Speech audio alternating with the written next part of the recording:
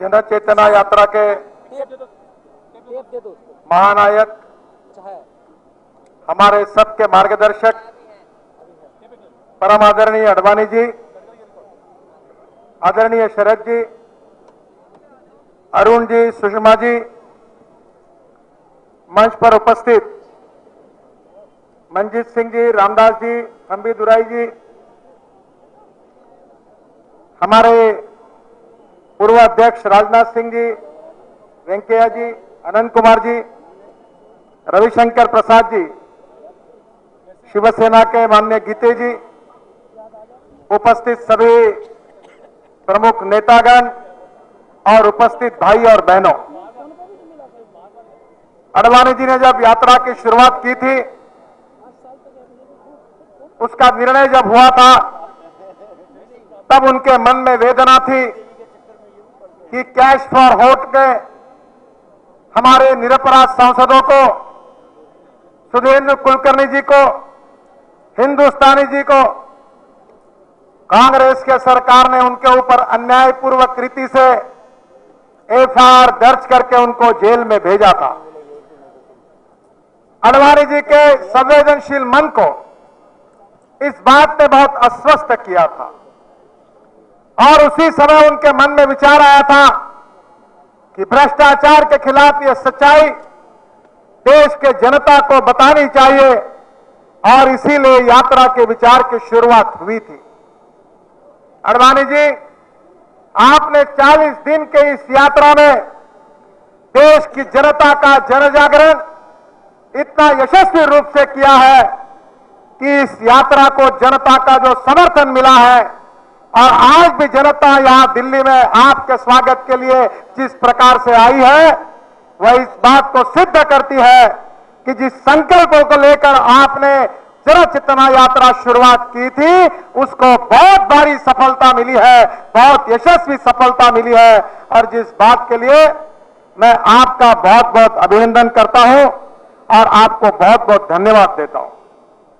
अडवाणी जी, एक बात सिद्ध हो गई है कि हमारे सांसदों को, सुधीर कुलकर्णी जी को केवल बेल नहीं मिली है, तो कोर्ट ने अपने जजमेंट में बेल देते हुए कहा है कि I have gone through the entire voluminous chargesheet but could not find any prima facie evidence on record of demand and acceptance of illegal gratification by the 3 MPs। Advani ji, court ने bail देते हुए निर्णय साफ कहा है और उनकी ये बात इस बात को सिद्ध करती है कि हमारे निर्दोष सांसदों को, जिन्होंने भ्रष्टाचार को उजागर करने का काम किया था, जिनका सत्कार होना चाहिए था, उन्हीं लोगों को इन कांग्रेस की भ्रष्ट सरकार ने एफआईआर दर्ज करके जेल में भेजा। मैं मनमोहन सिंह जी को और यूपीए चेयरपर्सन सोनिया जी से पूछना चाहता हूं कि आप भ्रष्टाचार के खिलाफ लड़ना चाहते हैं, तो भ्रष्टाचार को उजागर करने वाले सांसदों को, निरपराध लोगों को अन्यायपूर्ण रीति से एफआईआर दर्ज करके जेल में डालने का काम किसने किया, किसके अनुमति से हुआ है? मनमोहन सिंह जी, ये हाईकोर्ट के निर्णय के बाद ये बात साबित हुई है कि ये सब लोग निर्दोष है, निरपराध है, विसल ब्लोअर है, भ्रष्टाचार को उन्होंने उजागर किया है और आपने निरपराध लोगों को जेल में डाला है। मैं आपसे आह्वान करता हूं कि आपका अगर दिल बड़ा है तो आपने देश की जनता की आपने माफी मांगनी चाहिए और यूपीए चेयरपर्सन सोनिया गांधी जी ने भी इसके कारण देश की जनता की माफी मांगनी चाहिए। आपके भ्रष्टाचारियों के ऊपर कार्रवाई नहीं होती। सही बात कही विजेंद्र जी ने कि दिल्ली का एक मंत्री राजकुमार चौहान पर लोकायुक्त ने निर्णय दिया, तब इसी कांग्रेस पार्टी ने निर्णय देने के बाद उनके पद से इस्तीफा नहीं लिया। आपको क्या अधिकार है भ्रष्टाचार के खिलाफ बोलने का? शीला दीक्षित के ऊपर इतने आरोप लगे, शुक्ल कमेटी जो प्रधानमंत्री ने नियुक्त की थी, कॉमनवेल्थ गेम में जो घोटाले हुए हैं, जिस प्रकार से देश के पैसे को, गरीबों के पैसे को लूटा गया, स्टेडियम बनाते समय एक एक कॉन्ट्रैक्ट में लूट मची थी। शीला जी उसमें आपकी भूमिका थी, ये शुगलू कमेटी ने भी साफ कर दिया, तो फिर शीला दीक्षित को मुख्यमंत्री पद से क्यों नहीं हटाया गया?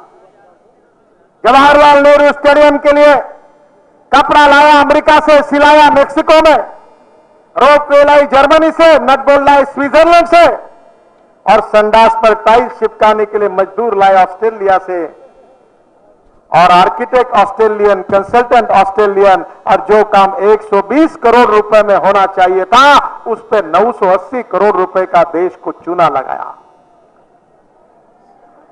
2G स्पेक्ट्रम में 1,76,000 करोड़ का घोटाला, इसमें केवल राजा ने बैंड बाजा नहीं बजाया।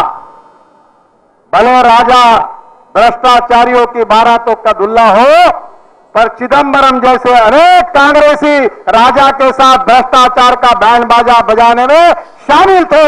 ये बात अब सिद्ध हुई है। तो राजा तिहाड़ जेल में है, तो चिदंबरम क्यों तिहाड़ जेल में अभी तक उसको भेजा नहीं गया? क्या इसका जवाब मनमोहन सिंह जी आप दे सकते हैं? अरुण जी ने सही कहा कि किसी भी सरकार को चलाना है तो 3 बातें जरूरी है। एक नेतृत्व चाहिए, एक साख चाहिए, और सबसे महत्वपूर्ण बात है विश्वसनीयता चाहिए, रेपुटेशन, क्रेडिबिलिटी चाहिए। यूपीए सरकार तीनों बातों गवा चुकी है। न क्रेडिबिलिटी है, न साख है, और नेतृत्व तो ऐसा है कि मुझे मालूम नहीं, मुझे पता नहीं क्या चल रहा, मुझे मालूम नहीं। एक मजबूर प्रधानमंत्री जिसकी कोई बात सुनता नहीं, ना अधिकारी भी सुनते, ना मंत्री भी सुनते, ऐसे बेबस प्रधानमंत्री को देखकर तरस आती है, तरस आती है। बेबस। मैं आपको बताना चाहता हूं कि यह देश की आर्थिक स्थिति बहुत खराब है। इन्फ्लेशन का रेट 12% तक पहुंचा है। आज महंगाई के कारण जनता त्रस्त है। 58,000 करोड़ का अनाज गोदामों में सड़ रहा है, और गरीब को खाने के लिए रोटी नहीं है। और हमारी सरकार कहती है कि शहरों में जिसका रोज का इनकम 33 रुपए है वो धनवान है, और गांव में जिसका इनकम 27 रुपए है वो धनवान है। मैं सोनिया जी और मनमोहन सिंह जी से प्रार्थना करता हूं कि गांव में 27 रुपए में और शहर में 33 रुपए में धनवान के रूप में कैसे जिया जा सकता है? आप ही जरा हिंदुस्तान की जनता का मार्गदर्शन करिए।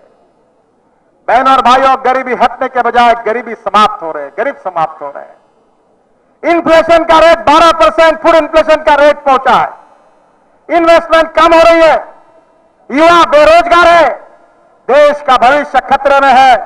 और इसी रामलीला मैदान पर इसी यूपी और कांग्रेस सरकार ने रामदेव बाबा के आंदोलन के समय निहत्थे लोगों पर, सन्यासियों के ऊपर, महिला और बच्चों के ऊपर रात को 11 बजे घुसकर इस रामलीला मैदान का नाम बताकर रावण लीला मैदान रखा।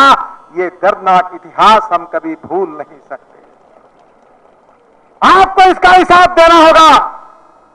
हिंदुस्तान की जनता आपको ये सवाल पूछ रही है कि आपने जिस प्रकार से आपके चेले चपाटों ने देश को लूटा है, लक्ष्मी दर्शन कार्यक्रम ही चालू है। न जात पर न बात पर, सोनिया जी की बात पर, बस केवल लक्ष्मी दर्शन, एक ही कार्यक्रम शुरू है, देश को लूटो। और लूटने वाले लोगों को सबक सिखाने के लिए और हमारे देश को भ्रष्टाचार से मुक्त करने के लिए और विदेशों में जो काला धन है उसको वापस लाकर गांव के गरीब मजदूर किसान को पानी, अच्छे घर, रोड, बिजली, उनका जीवन अच्छा करने के लिए पैसा वापस लाने की बात इस देश के राजनीतिक इतिहास में पहली बार अडवाणी जी ने की। तब मीडिया ने, सरकार ने और राजनीतिज्ञों ने उसको सीरियसली नहीं लिया।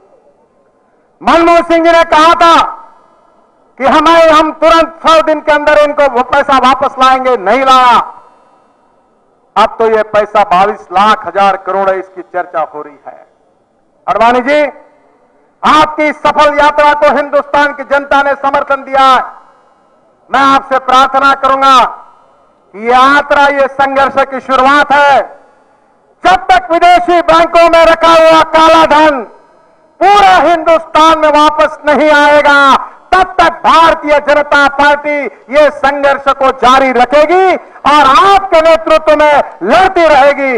ये वचन मैं आपको देना चाहता हूं और इसका यशस्वी नेतृत्व आपको आखिरी तक करना है। बहनों और भाइयों, 700 विदेशियों के नाम आए हैं, लिस्ट है, पर यह यूपीए सरकार के लोग उनके नाम जाहिर नहीं करते। मैं पूछना चाहता हूं सोनिया जी से, मनमोहन सिंह जी से, प्रणब मुखर्जी से कि इन नामों को जाहिर करने में आपको शर्म क्यों आ रही है? आपको क्यों संकोच हो रहा है? क्योंकि सही बात यह है कि इनके नाम अगर जाहिर होंगे तो कांग्रेस वालों का मुंह काला हो जाएगा, इसीलिए नाम जाहिर नहीं हो रहे। पर आडवाणी जी के नेतृत्व में यह संघर्ष जारी रहेगा। भारतीय जनता पार्टी के, एनडीए के और आज हमारे यहां जयललिता जी के पार्टी के भी नेता यहां आए हैं। ये सबका समर्थन आडवाणी जी ने जो बात देश के सामने रखी है, जो भ्रष्टाचार की बात रखी है, जो काला धन वापस लाने की बात रखी है, उसको पूरे देश ने समर्थन दिया है, जनता ने समर्थन दिया है। और आडवाणी जी के नेतृत्व में हम पूरी तरह से इसमें यशस्वी होकर रहेंगे और भारतीय जनता पार्टी का छोटा बड़ा कार्यकर्ता पूरी ताकत के साथ, पूरी शक्ति के साथ इस मिशन में अपनी ताकत लगाएगा। यह वचन मैं इस समय आपको देता हूं। आपके इस यशस्वी यात्रा के लिए आपको बहुत बहुत शुभकामनाएं देता हूं। यह संघर्ष की शुरुआत है, ये तो ट्रेलर है, अभी तो सही फिल्म शुरू होना बाकी है। इसके बाद जब तक इस विषय पर यह कार्यक्षम भ्रष्ट सरकार को उखाड़ कर हम नहीं फेंक देंगे, तब तक नींद, चैन की नींद हम नहीं लेंगे। यही संकल्प हम सब करके यहां से जाएंगे। यही आपसे अनुरोध करता हूं। बहुत बहुत धन्यवाद। जय हिंद। भारत माता की, भारत माता की।